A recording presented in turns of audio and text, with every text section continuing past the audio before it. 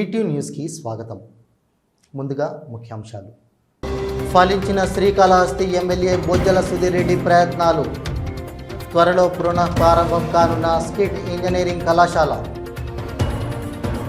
శ్రీకాళహస్తీశ్వర స్వామివారిని దర్శించుకున్న ఆంధ్రప్రదేశ్ రాష్ట్ర హైకోర్టు న్యాయమూర్తి జస్టిస్ రాధాకృష్ణ కృపాసాగర్. దర్శన ఏర్పాట్లు చేసిన ఆలయ అధికారులు. పరిశోధనలపై ఆసక్తి ఉన్న విద్యార్థులకు తిరుపతి ఐఐటిలో పుష్కలమైన అవకాశాలు. ఐఐటి డైరెక్టర్ డాక్టర్ సత్యనారాయణమూర్తి వెల్లడి. శ్రీకాళహస్తీశ్వర అనుబంధ ఆగ్నేయ గణపతి ఆలయ బాలాలయం అంకురార్పణ. ప్రత్యేక పూజలు నిర్వహించిన అర్చకులు. కాణిపాకం శ్రీ వరసిద్ధి వినాయక స్వామి ఆలయంలో శుద్ధ త్రయోదశి సందర్భంగా సామూహిక అక్షరాభ్యాస మహోత్సవం. పిల్లల చేత పెద్ద సంఖ్యలో అక్షరాభ్యాసం చేయించిన తల్లిదండ్రులు.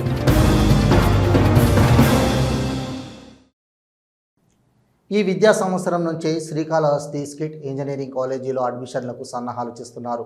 ఈ మేరకు శ్రీకాళహస్తి ఎమ్మెల్యే బొజ్జల సుధీర్ రెడ్డి కృషితో త్వరలో మళ్లీ కళాశాల పునఃప్రారంభం కాబోతోంది. 7 ఏళ్ల సుదీర్ఘ విరామం జేఎన్టీయూ తర్వాత ఈ విద్యా సంవత్సరం నుంచి పునఃప్రారంభానికి సిద్ధం చేసినట్లు శాసనసభ్యుడు బొజ్జల వెంకట సుధీర్ రెడ్డి తెలిపారు. మాజీ మంత్రి బొజ్జల గోపాలకృష్ణారెడ్డి మానస పుత్రికగా ప్రసిద్ధి చెందిన స్కిట్ ఇంజనీరింగ్ కళాశాల 2009 వరకు ఎంతో సమర్థవంతంగా సాగింది. రాష్ట్రంలో కార్పొరేట్ ఇంజనీరింగ్ కళాశాల హవా రాకముందు నెంబర్ 1గా మెలిగిన కళాశాలలో చదివిన విద్యార్థులు ఉన్నత స్థానాల్లో స్థిరపడ్డారు. ఈ కళాశాలకు ఉన్నన్ని సదుపాయాలు మరే ప్రైవేటు కళాశాలలో లేవు. అద్భుతమైన ల్యాబ్లు, గ్రంథాలయం, భవనాలు ఏర్పరచుకున్నారు. కానీ 2009 తర్వాత కళాశాలలో పనిచేసే ఉద్యోగుల మధ్య సమన్వయం లోపంతో, జవాబుదారీతనం లేకపోవడంతో పరిపాలన అధ్వానంగా మారింది. 2019కి మూతపడింది. కూటమి ప్రభుత్వం ఏర్పడిన తర్వాత గెలిచిన ఎమ్మెల్యే సుధీర్ రెడ్డి పట్టుబట్టి విద్యాశాఖ మంత్రి నారా లోకేష్ను పలుమార్లు కోరగా వెంటపడి పునఃప్రారంభానికి అనుమతి సాధించారు. పరిపాలన గాడిలో విద్యాసంస్థలకు చేయూతనిస్తూ శ్రీకాళహస్తి నియోజకవర్గంలో పాలనను గాడిలో పెడుతూ మూతపడ్డ విద్యాసంస్థలను తెరవడం ఆయన వివరించారు.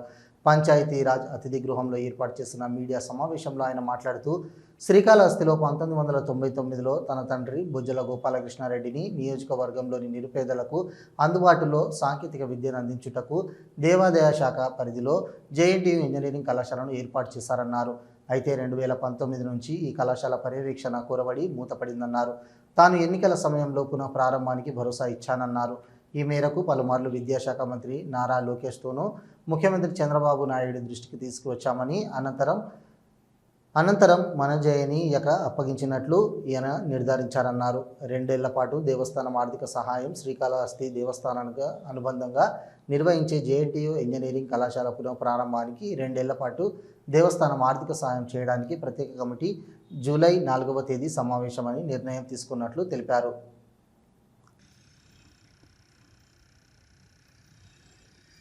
నాకు కొత్త ఉత్సాహం వచ్చింది, కొత్త ఆనందంగా ఉంది.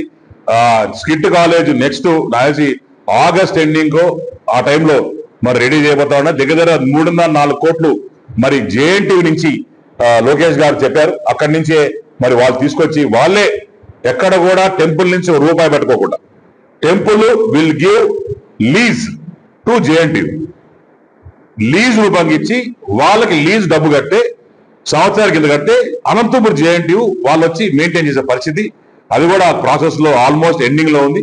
తప్పకుండా అక్కడి నుంచి మన జేఎన్టీయూ అనంతపురే ప్రతి రూపాయి ఖర్చు పెట్టి వాళ్ళే చేస్తామని చెప్పి లోకేష్ అన్న మాట ఇచ్చాడు. ఆయన మాట ఇస్తే శిలాశాసనం అయిపోతుంది. డెఫినెట్ గా వచ్చే నెక్స్ట్ దాంట్లో నుంచి మన పిల్లలందరూ కూడా ఇంజనీరింగ్ కాలేజ్ సిట్ కాలేజ్ నుంచి పోవడం ఖాయం.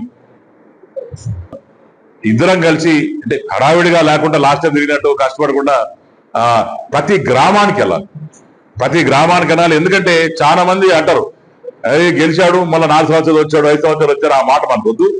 నేను హ్యాపీగా ఒక్కొక్క మండలంలో మరి వారానికి ఒక 10 ఊర్లో, వారానికి ఒక 4 ఊర్లో, వారానికి ఒక 3 ఊర్లో కంఫర్టబుల్ గా కూర్చోవడం, పోవడం, తెలుసుకోవడం, ఇవన్నీ పాత రచ్చబండ కార్యక్రమం. ఆ రోజుల్లో మరి ఎన్టీ రామారావు గారు రాజశేఖర రెడ్డి గారు కావచ్చు పెట్టి చేస్తున్నారు.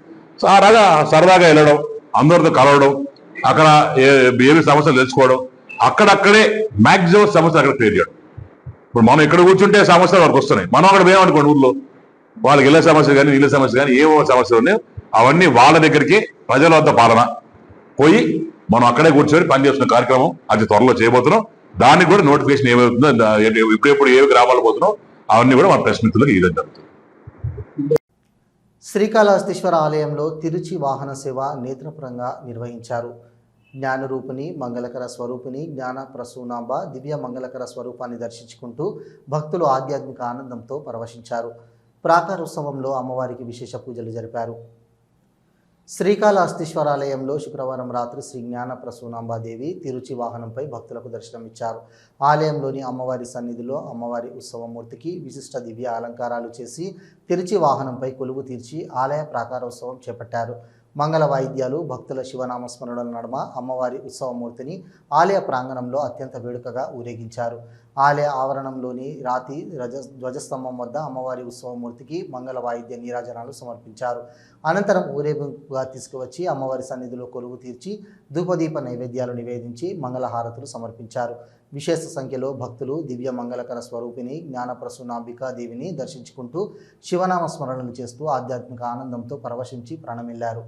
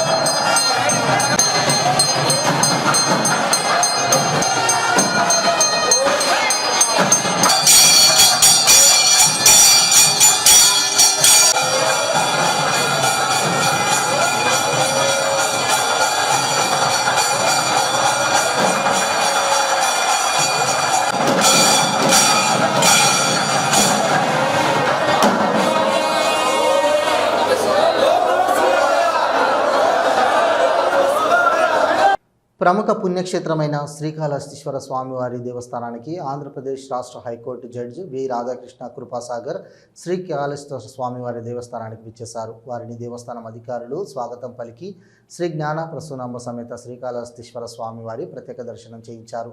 ఈ కార్యక్రమంలో విఆర్ఓ సతీష్ మాలిక్, ఏపీఆర్ఓ రవి, ఆలయ అధికారులు, కోర్టు సిబ్బంది పాల్గొన్నారు.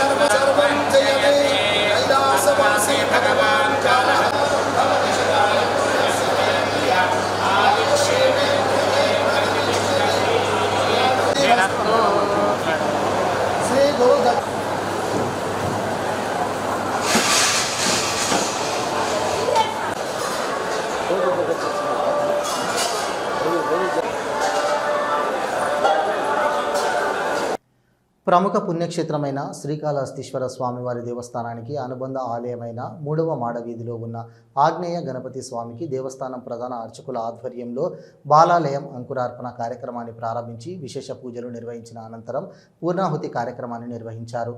ఈ కార్యక్రమంలో దేవస్థానం deputy EO NR Krishna Reddy, superintendent Nagabhushanam Yadav, ప్రధాన అర్చకులు కరుణాకర్, గురుకుల్ ఉప ప్రధాన అర్చకులు దక్షిణామూర్తి మరియు ఆలయ అధికారులు, సిబ్బంది, భక్తులు పాల్గొన్నారు.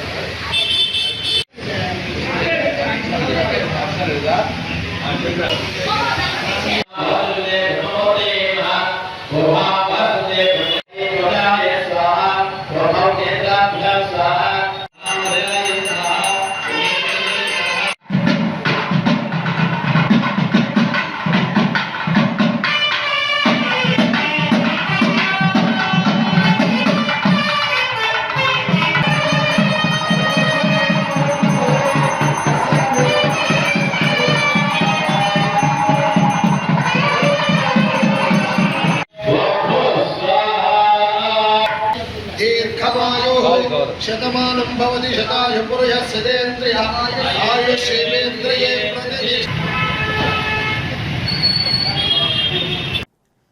పరిశోధనల పట్ల జిజ్ఞాస ఉన్న విద్యార్థులకు తిరుపతి ఐఐటిలో పుష్కలమైన వనరులున్నాయని ఐఐటి డైరెక్టర్ ఎన్ సత్యనారాయణ తెలిపారు. తిరుపతి జిల్లా ఏరిపేడు సమీపంలోని ఐఐటి ప్రాంగణంలో శనివారం జేఈఏ అడ్వాన్స్డ్ 2025 అర్హత సాధించిన విద్యార్థులు, వారి తల్లిదండ్రులకు ఓపెన్ హౌస్ కార్యక్రమంలో భాగంగా కోర్సుల ఎంపిక, ఐఐటి అందిస్తున్న సౌకర్యాలను గురించి వివరించారు. పరిశోధనల పట్ల జిజ్ఞాస ఉన్న విద్యార్థులకు తిరుపతి ఐఐటిలో పుష్కలమైన వనరులున్నాయని ఐఐటి డైరెక్టర్ ఎన్ సత్యనారాయణ తెలిపారు. తిరుపతి జిల్లా ఈర్పేడు సమీపంలోని ఐఐటి ప్రాంగణంలో శనివారం జేఈఈ అడ్వాన్స్డ్ 2025లో అర్హత సాధించిన విద్యార్థులు, వారి తల్లిదండ్రులకు ఓపెన్ హౌస్ కార్యక్రమంలో భాగంగా కోర్సుల ఎంపిక, ఐఐటి అందిస్తున్న సౌకర్యాలను గురించి వివరించారు. ఈ కార్యక్రమంలో 60 మంది విద్యార్థులు, స్వయంగా 120 మంది ఆన్లైన్లో పాల్గొన్నారు. సత్యనారాయణ మాట్లాడుతూ తిరుపతి ఐఐటిని అనతి కాలంలోనే అత్యాధునిక హంగులతో నిర్మించినట్లు తెలిపారు. కోర్సుల్లో చేరే విద్యార్థులకు వసతులు, విద్యా సంబంధం ఉన్న కార్యక్రమాలను గురించి వివరించారు. గ్రాడ్యుయేట్ అండర్షాల్ డ్యూయల్ డిగ్రీ బ్రాహ్మచర్మ విధానం గురించి సందేహాలను నివృత్తి చేశారు. విద్యార్థుల తల్లిదండ్రులతో నిర్వహించారు. అనంతరం విద్యార్థులు, వారి తల్లిదండ్రులు క్యాంపస్లోని ఐఐటి క్యాంపస్లో ఉన్న తరగతి గదులు, హాస్టళ్లు, ఇన్నోవేషన్ సెంటర్ను సందర్శించారు. ఈ కార్యక్రమంలో ఐఐటి డీన్లు, విగాధిపతులు, అధ్యాపకులు పాల్గొన్నారు. శ్రీకాళహస్తిలో గత 160 నెలలుగా హెల్పింగ్ హ్యాండ్స్ సేవా సంస్థ ఆధ్వర్యంలో మానసిక దివ్యాంగులకు, ప్రత్యేక ప్రతిభావంతులకు, వృద్ధులకు, పేదలకు నెలకు సరిపడ నిత్యావసర సరుకులను పంపిణీ చేస్తున్నారు. అందులో భాగంగా నేడు నగరి వీధిలో చిల్డ్రన్స్ ఫ్యాన్సీ స్టోర్ వద్ద 161వ నెల నిత్యావసర సరుకులు పంపిణీ చేశారు. ఈ సందర్భంగా ప్రముఖ న్యాయవాది గరికపాటి రమేష్ బాబు మాట్లాడుతూ పేద ప్రజలకు, మానసిక దివ్యాంగులైన 35 కుటుంబాలకు హెల్పింగ్ హ్యాండ్స్ సేవా సంస్థ వ్యవస్థాపకులు మునీర్ బాషా 161 నెలలుగా నిరంతరం నిత్యావసర సరుకులు పంపిణీ చేస్తుండడం హర్షణీయమన్నారు. ప్రతి ఒక్కరూ సేవాభావంతో ముందుకు వచ్చి పేదలకు, దివ్యాంగులకు, వృద్ధులకు తమ వంతు సహాయం చేయాలని కోరారు. ఈ కార్యక్రమంలో హెల్పింగ్ హ్యాండ్స్ సంస్థ వ్యవస్థాపకుడు మునీర్ బాషా, బాబా ఫరీద్, హరినాథ్ నాయుడు, హెల్పింగ్ హ్యాండ్స్ సిబ్బంది పాల్గొన్నారు.